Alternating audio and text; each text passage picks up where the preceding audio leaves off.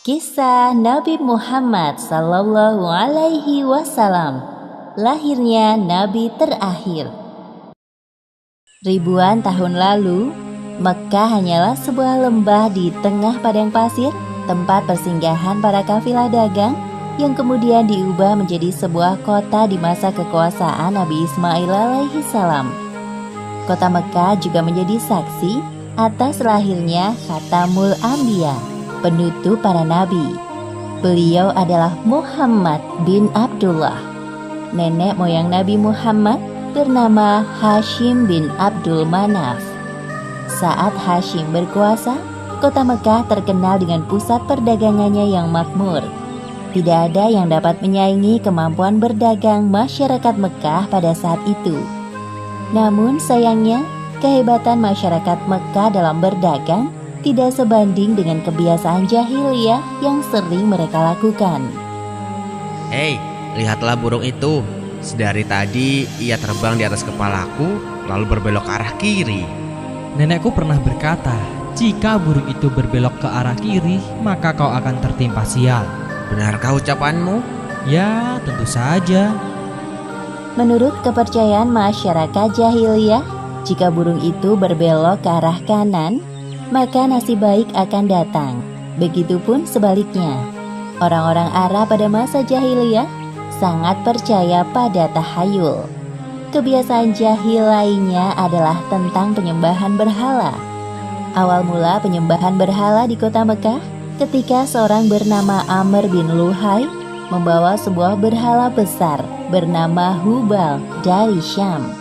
Lalu diletakkan berhala Hubal itu di sekitar Ka'bah dan ia menyuruh orang-orang menyembahnya. Ayo cepat, bawa kemari minumannya. Kerongkonganku rasanya kering sekali. Sabarlah sebentar kawan. Bagaimana kalau kita berjudi sambil minum-minum? Tawaranmu sungguh menggiurkan. Tentu aku tidak bisa melewatkannya kali ini. Hei, kamu yang duduk di sana, panggil para penari untuk menghibur kami. Tidak hanya berjudi dan minum arak, pencurian, perampokan juga hal yang sering terjadi. Sasarannya orang asing yang mereka temui di jalan. Hei kau, cepat turun dan serahkan semua harta yang kalian bawa. Mulai saat ini, kau dan istrimu adalah budak di rumahku. Kalian berdua jangan sekali-kali berani melawanku, atau nyawa kalian melayang. Tak terasa tahun demi tahun berlalu dengan cepat.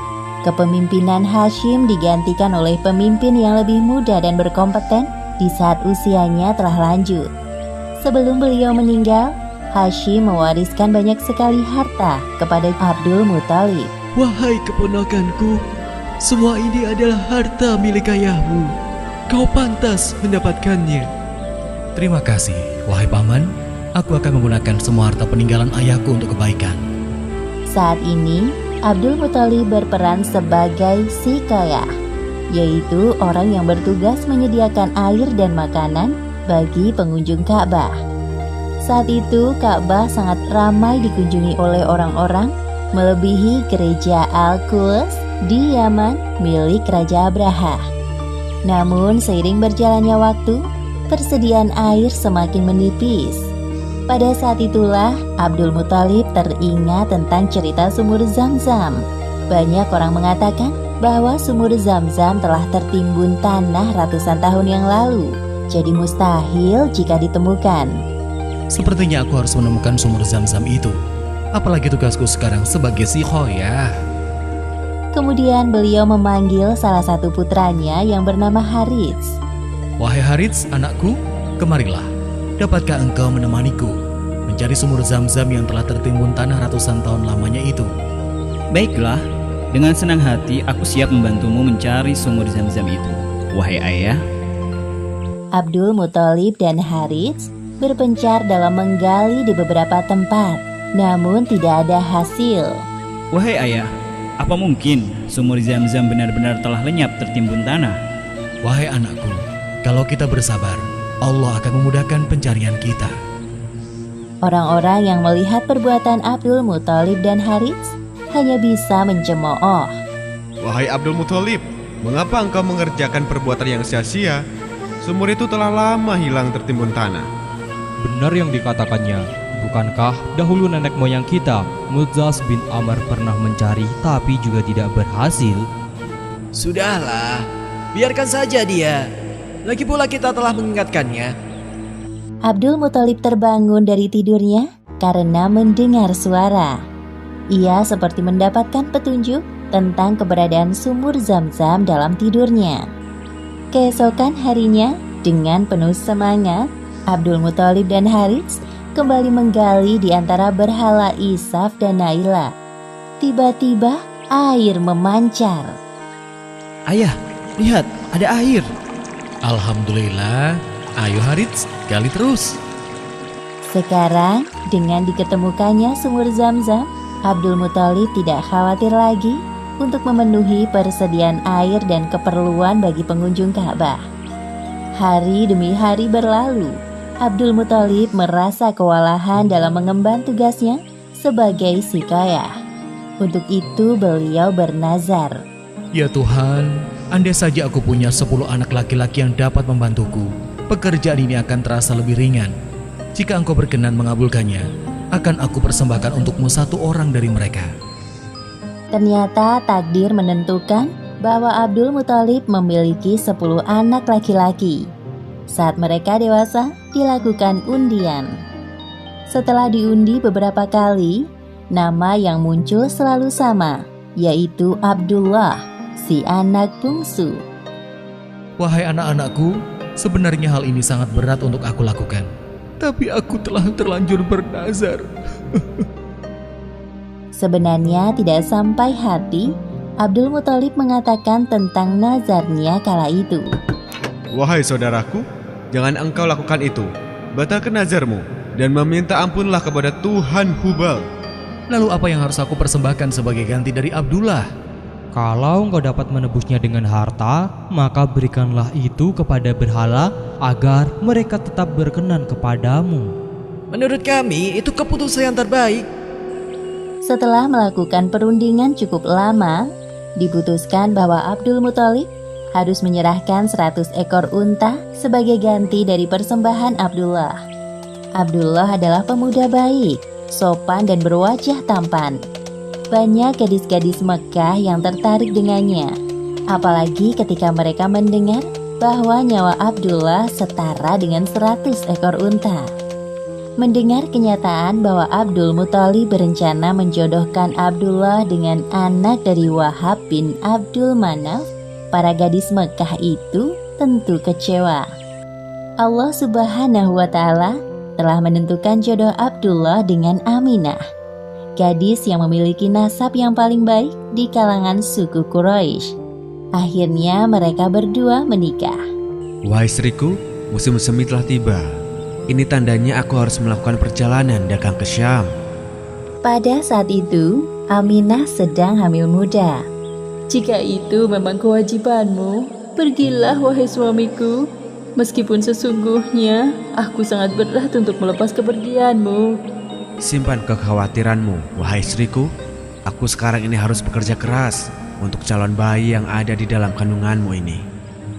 Keesokan harinya, Abdullah berangkat bersama kafilah dagang yang lain.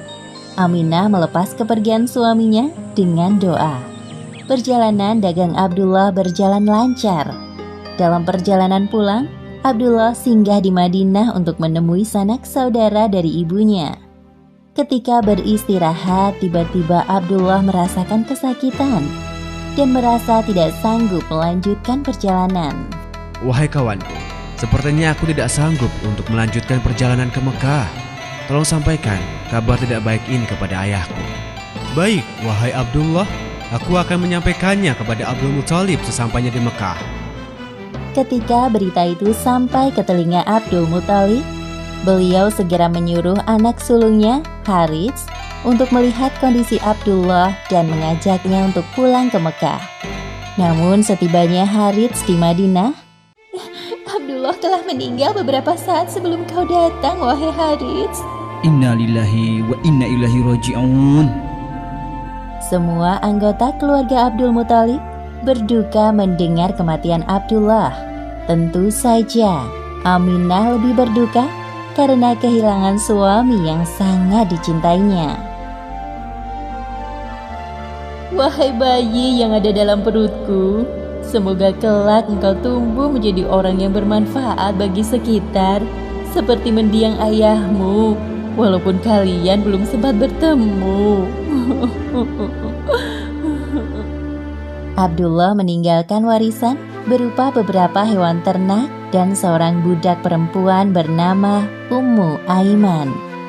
Pada tahun kelahiran bayi Muhammad, terjadi peristiwa penyerangan yang dahsyat oleh Raja Abrahah dari Yaman. Saat itu Mekah dipimpin oleh Abdul Muthalib. Raja Abrahah berniat untuk menghancurkan Ka'bah karena merasa iri dan tersaingi dengan kemasyhuran Ka'bah. Namun Allah Subhanahu wa Ta'ala menggagalkan penyerangan Abrahah beserta pasukan gajahnya. Tepatnya pada hari Senin, tanggal 12 Rabiul Awal tahun 571 Masehi, Aminah melahirkan bayinya.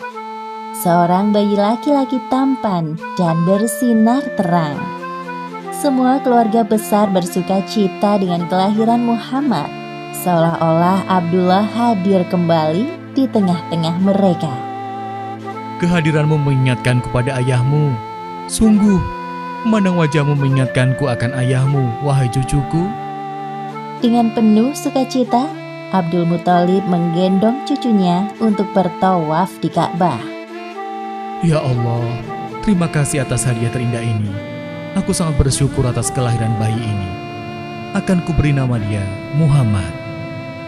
Setelah lewat 7 hari, Abdul Muthalib menyembelih unta sebagai ungkapan rasa syukur atas kelahiran bayi Muhammad. Wahai Abdul Muthalib, siapakah nama bayi ini? Aku memberinya nama Muhammad. Semoga kelak bayi ini menjadi orang yang terpuji dimanapun ia berada. Aminah memandang bayinya dengan perasaan bahagia, seperti doa yang selalu ia panjatkan. Allah Subhanahu wa Ta'ala telah menakdirkan Muhammad menjadi orang yang berpengaruh dalam mengubah sejarah dunia. Seperti yang disebutkan dalam Al-Quran, Surat Al-Anbiya ayat 107. Dan tiadalah kami mengutus kamu, Muhammad, melainkan untuk menjadi rahmat bagi semesta alam. Demikianlah akhir kisah lahirnya Nabi terakhir, Muhammad Sallallahu Alaihi Wasallam. Beberapa hikmah yang dapat kita ambil dari kisah ini, diantaranya, pertama, kesabaran dan niat baik dalam melakukan pekerjaan akan dimudahkan oleh Allah Subhanahu wa Ta'ala, seperti tekad kuat Abdul Muthalib dalam menemukan sumur Zam-Zam untuk memakmurkan Ka'bah. Kedua, jangan terlalu lama larut dalam kesedihan, karena semua yang bernyawa pasti mati dan digantikan dengan generasi baru, seperti kelahiran bayi Muhammad yang menjadi penyejuk hati bagi keluarganya setelah kematian Abdullah. Wallahu a'lam bishawab.